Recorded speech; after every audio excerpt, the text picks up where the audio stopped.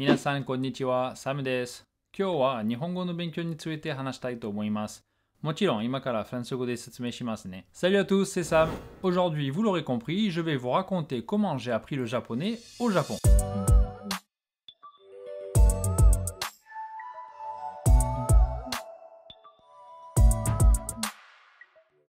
Je vous dirai aussi ce qui est facile ou difficile selon moi dans la langue japonaise et je vous donnerai aussi 5 conseils pour vous aider à progresser en japonais. Bon, déjà vous vous demandez peut-être quel est mon niveau en japonais. Alors, je dirais que j'ai un niveau semi-avancé puisque j'ai réussi le JLPT de niveau 2 il y a 8 ans. Pour ceux qui ne connaissent pas, JLPT ça signifie Japanese Language Proficiency Test et c'est le nom de l'examen de japonais le plus répandu. Cet examen a 5 niveaux, du N5 qui est le niveau le plus bas au N1 qui est le niveau le plus élevé. Pour un français ou même pour n'importe quel occidental, en général quand on a un niveau 2 ou 1 de JLPT, eh bien à l'écrit ou à l'oral, le niveau est assez similaire. Du coup, avec un JLPT de niveau 2, normalement, on est capable de comprendre toutes les conversations qui ne sont pas trop techniques, de faire des formalités administratives simples et de se débrouiller très bien dans la vie de tous les jours. On peut aussi regarder des films, des dramas ou des animés sans trop de problèmes si le thème n'est pas trop spécialisé comme la médecine par exemple ou la justice. Petite parenthèse, mais comme dans toutes les autres langues, si vous parlez japonais et que vous le comprenez bien, eh bien vous allez beaucoup plus apprécier les dramas, les films et les animés. Parce qu'il y a beaucoup d'expressions, d'intonations, de situations qui sont vraiment beaucoup plus drôles et beaucoup plus appréciables quand on comprend la langue. Pour en revenir à ce qu'on peut faire ou ce qu'on ne peut pas faire avec un niveau de JLPT, eh bien vous ne pourrez pas lire de roman ou de journal, c'est pratiquement impossible. Du moins pas sans un dictionnaire et du coup c'est vraiment très laborieux. Pour les mangas et les jeux vidéo, ça va dépendre du manga et du jeu, mais même si vous arrivez à les lire et à les comprendre, ça ne va pas être très fluide et vous aurez tout le temps besoin de regarder votre dico. Moi par exemple, j'ai joué à des jeux très simples comme des Zelda, des Mario ou même un Bloodborne sur PlayStation 4 et j'ai eu aucun problème, ça allait très bien. Mais pour des jeux avec beaucoup de texte, par exemple des jeux de rôle où il y a du vocabulaire de magie, de chevalier, c'est vraiment difficile. J'avais par exemple essayé de jouer à Fire Emblem et à chaque écran je devais utiliser mon dico pour chercher du vocabulaire. Donc c'était pas très fluide et du coup c'était pas du tout fun. J'avais pas l'impression de jouer et de m'amuser, j'avais l'impression d'étudier. Pour les mangas, c'est un peu le même constat. J'ai essayé de lire des mangas de One Punch Man et de Boku no Hero Academia, parce que j'adore les animés et que je les regarde sans sous-titres, sans aucun problème. Non.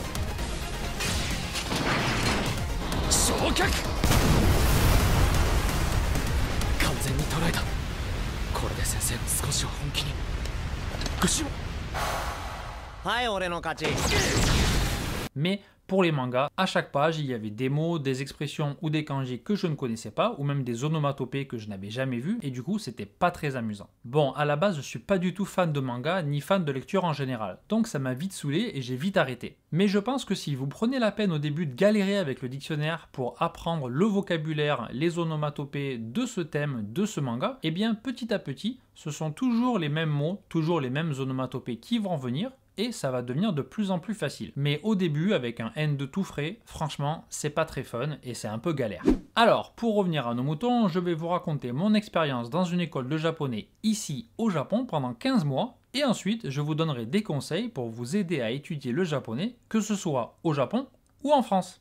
Comme vous le savez, si vous avez déjà vu mes autres vidéos, avant de venir m'installer au Japon et de venir étudier le japonais ici, eh bien je suis venu plusieurs fois en tant que touriste. Et à cette époque, je parlais pas du tout japonais. J'avais appris les hiragana et les katakana entre deux voyages pour pouvoir lire notamment les menus dans les restaurants et les cafés. Parce qu'ici, dans la plupart des restaurants et des cafés, si vous êtes venu, vous l'avez déjà probablement vu, eh bien tout est écrit en katakana. C'est la version japonaise des mots en anglais en général. Donc même si vous ne les lisez pas très couramment mais que vous arrivez à peu près à les déchiffrer, eh bien vous allez pouvoir comprendre tout ce qui est écrit sur les menus. Donc si vous arrivez à lire Orange Juice, ben c'est Orange Juice, c'est un jus d'orange. Donc ça peut vraiment vous servir et vous dépanner. Alors en parlant des hiragana et des katakana, il y a quelques mois, Cyprien avait posté un message sur Twitter, je crois, ou sur YouTube, j'ai oublié, et il disait qu'en 3 mois, il avait seulement mémorisé le hiragana no. Alors c'était très drôle bien sûr, mais c'est pas du tout la réalité. Apprendre les hiragana et les katakana, c'est vraiment ultra facile. En quelques heures ou au maximum en quelques jours, franchement, c'est réglé. Et une fois que vous les connaissez, ben, vous pouvez lire 100% des mots écrits en hiragana ou katakana, parce qu'en japonais, la prononciation ne change jamais. Donc un symbole a une prononciation et c'est terminé. C'est pas comme en français. Alors pour étudier maintenant, vous avez plein d'applications, il y a plein de sites internet. Mais bon, moi à l'époque, je m'étais fait simplement des petites fiches où j'avais écrit d'un côté le hiragana ou le katakana et de l'autre côté la prononciation en français. Et en jouant avec ça 1 heure par jour, en quelques jours, c'était réglé, je les connaissais tous. Pour vous dire, je connais même des gens qui ont appris les hiragana et les katakana dans l'avion pour venir au Japon. Et franchement, en 13 heures de vol, vous avez largement le temps. En plus, dans l'avion, vous n'êtes pas dérangé, vous n'avez pas votre portable, donc vous pouvez étudier tranquillement. Et si vous apprenez seulement les katakana en vol, vous aurez le temps d'apprendre les katakana, de regarder un film, de faire un petit dodo et même de manger. Alors, j'en étais où? Ah oui, l'école de japonais. Donc, quand on arrive dans une école, au début, on passe un test pour évaluer un peu votre niveau. Et vous intégrez une classe en fonction de votre niveau. Selon les écoles, le niveau et la classe changent tous les 3 mois, c'était le cas dans mon école, ou tous les 6 mois. C'est le cas dans l'école où travaille ma femme, parce que ma femme est professeure de japonais dans une école pour étrangers, ici à Yokohama. En arrivant ici, j'avais quelques bases, je connaissais quelques kanji, mais pas suffisamment pour intégrer le 2e niveau. Donc j'ai recommencé à 0 à partir des katakana et des hiragana. Même si vous recommencez à 0 à apprendre les hiragana et les katakana à l'école, il est quand même fortement conseillé de les mémoriser et de les connaître avant d'arriver ici.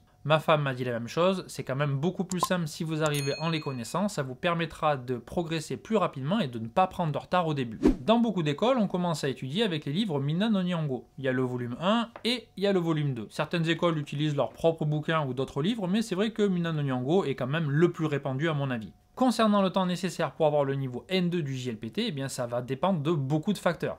Votre temps, votre capacité, votre entourage, votre classe, votre école, etc., etc. Mais en gros, dans une classe moyenne, il faut compter 1 an pour terminer les 2 volumes de Minna no Nihongo. Ensuite, il faut étudier encore quelques semaines pour arriver à avoir le niveau N3 et espérer réussir l'examen. Bien sûr, si vous étudiez tout seul énormément en plus de ce que vous faites à l'école, vous pourrez probablement le réussir un peu plus tôt. Après, si vous êtes dans une classe qui avance assez vite, vous pouvez essayer de passer le N2 en 1 an. Dans ma classe, par exemple, qui avançait très vite, en 1 an, on avait étudié les 2 Minna no Nihongo, on avait ensuite fait un bouquin intermédiaire qui s'appelle Chukyu Eiko, et après, on avait commencé pendant plusieurs semaines l'étude du N2 avec la série de livres Nihongo Somatome qui est vraiment super sympa d'ailleurs à utiliser. Pour continuer sur mes études, j'ai passé le N3 après 11 mois d'études et je l'ai eu haut la main. J'ai pas tenté le N2 à l'époque parce que j'avais pas assez confiance et dans ma classe, il y en a certains qui l'ont passé, certains qui l'ont réussi juste et certains qui l'ont raté. Donc 11 mois pour le N2, c'est vraiment chaud. Et je vous conseille vraiment de passer le N3 avant de passer le N2. Parce que si vous ratez le N2, ben vous vous retrouvez avec 0 diplôme au bout d'1 an d'études et vous ne pouvez pas du tout justifier de votre niveau de japonais. Ce qui est un peu idiot. Donc vaut mieux réussir le N3 et le sécuriser et ensuite passer le N2 tranquillement. 4 mois après avoir réussi le N3, j'ai arrêté l'école et j'ai commencé à bosser. Du coup j'avais beaucoup moins de temps pour étudier, donc je regardais un peu les kanji dans le train de temps en temps, mais sincèrement j'ai vraiment pas fait grand chose pendant le reste de l'année. Et j'ai passé le N2 en fin d'année et je l'ai réussi avec un score moyen en kanji, en lecture, etc. mais un score parfait en écoute. Donc ça m'a beaucoup aidé à réussir l'examen. Je parle de mon expérience, mais la situation de tout le monde est différente, donc ça serait vraiment super si vous, qui avez étudié le japonais, que ce soit en France, au Japon, dans une école ou tout seul, vous pouviez laisser un commentaire pour nous raconter votre expérience. Parlons maintenant du rythme quand j'étais à l'école.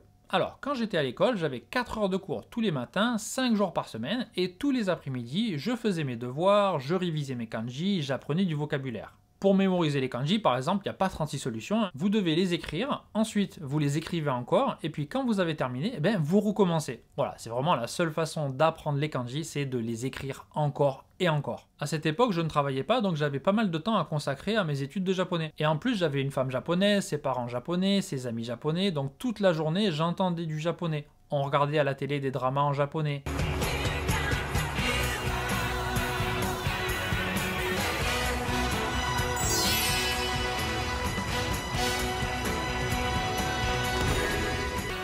Agnesプリン1つ110円です。釣りはいらねえ。Des films en japonais, donc j'étais complètement immergé. Si vous venez au Japon mais que vous parlez seulement avec des Français toute la journée, que vous êtes célibataire et que vous regardez des films en anglais sur Netflix, vous allez progresser beaucoup moins vite. Bien, maintenant je vais vous dire ce qui, selon moi, est difficile ou facile quand on apprend le japonais en étant français. La première chose à savoir est que la prononciation du japonais quand on parle français, c'est pas vraiment difficile. En effet, à part le H qui est prononcé en japonais et pas en français, eh bien tous les autres sons du japonais existent déjà en français. Donc on a un vrai avantage pour parler et bien prononcer le japonais. Et au contraire, les japonais, eux, ont beaucoup de mal à bien prononcer le français, parce qu'il y a beaucoup de sons qui n'existent pas en japonais, comme le R, comme le E ouvert, comme les voyelles nasales, etc. Donc voilà, nous, on est vraiment avantagés quand on commence à étudier le japonais. Alors, une chose, en japonais, il y a des intonations dans les mots, et ça, c'est très difficile à maîtriser, mais, à mon avis, ça sert pas à grand chose. Alors je vous explique, en japonais, certains mots ont une intonation sur les syllabes, donc soit une intonation qui monte, soit une intonation qui descend, soit une intonation plate. Et donc quelques mots qui s'écrivent pareil en hiragana se prononcent différemment, et avec l'intonation, on arrive à faire la différence. Alors honnêtement, dans le contexte, en général, on comprend très bien de quel mot il s'agit. Par exemple, vous avez le mot ame, qui peut se prononcer de deux façons, alors j'y arrive pas, hein, donc je ne veux pas vous les faire, et un signifie bonbon, et un signifie la pluie.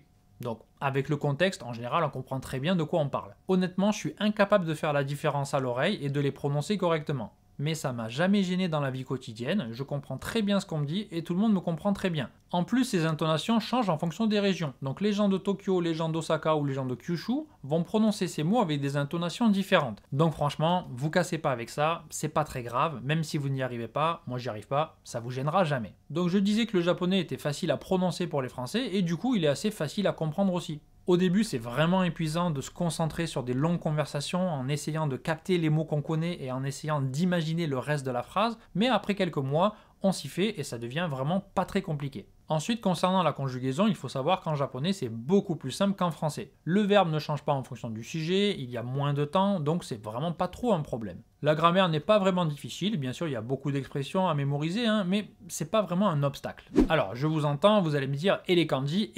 Alors, j'y arrive.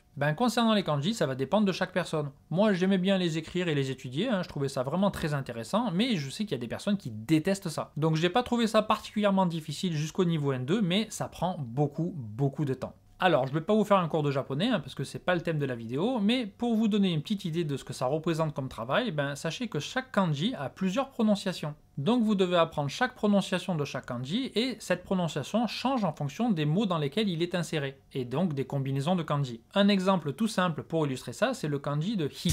C'est le jour. C'est un des premiers kanji qu'on étudie, il est vraiment très facile à écrire et très facile à reconnaître. Et bien ce kanji pour débutants très simple se prononce déjà de 6 façons différentes. Donc vous voyez un peu la tâche colossale que c'est d'apprendre tous les kanji, toutes les prononciations et toutes les combinaisons possibles. Alors rassurez-vous, dans la vie de tous les jours, si vous connaissez déjà les kanji du niveau N2, ça sera déjà pas mal et en général vous arriverez à vous en sortir. Mais comme j'ai dit tout à l'heure, si vous voulez lire le journal ou des romans, alors là il va falloir bosser et arriver au niveau N1, voire un niveau supérieur. Pour vous donner une idée, voilà le nombre de kanji par niveau de JLPT.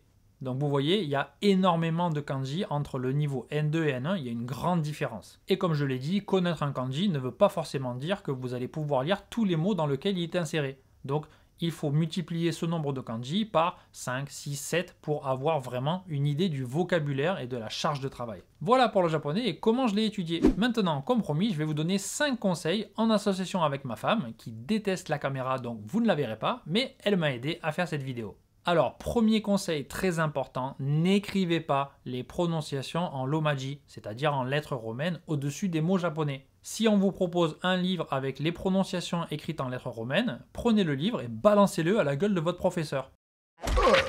Parce que vous ne progresserez jamais en lisant simplement des lettres romaines. Donc ça, c'est absolument à éviter, que ce soit dans le manuel que vous allez utiliser ou vous-même quand vous étudiez. Apprenez les hiragana et les katakana, lisez-les et point barre. Sinon, vous ne progresserez jamais. Deuxième conseil facile à mettre en œuvre et qui marche pour toutes les langues, c'est écouter du japonais. Le meilleur moyen étant évidemment de regarder des films et des dramas en japonais.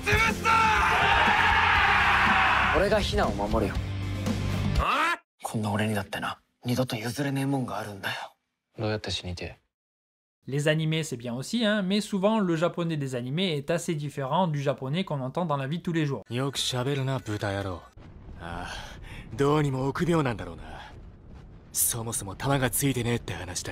Les dramas, franchement, c'est le mieux. Comme dans toutes les langues, vous avez les mêmes acteurs et le même vocabulaire sur plusieurs épisodes, voire même sur plusieurs saisons. Donc vous avez vraiment le temps de vous habituer et d'améliorer votre compréhension. Alors moi, je vous conseille de regarder au début, évidemment, avec des sous-titres français, et puis quand vous avez confiance et que vous sentez que vous pouvez comprendre à peu près, essayez de regarder sans les sous-titres. Je vous recommande aussi de regarder des comédies ou des histoires d'amour, parce que le vocabulaire est pas très difficile et que vous arriverez beaucoup plus facilement à comprendre.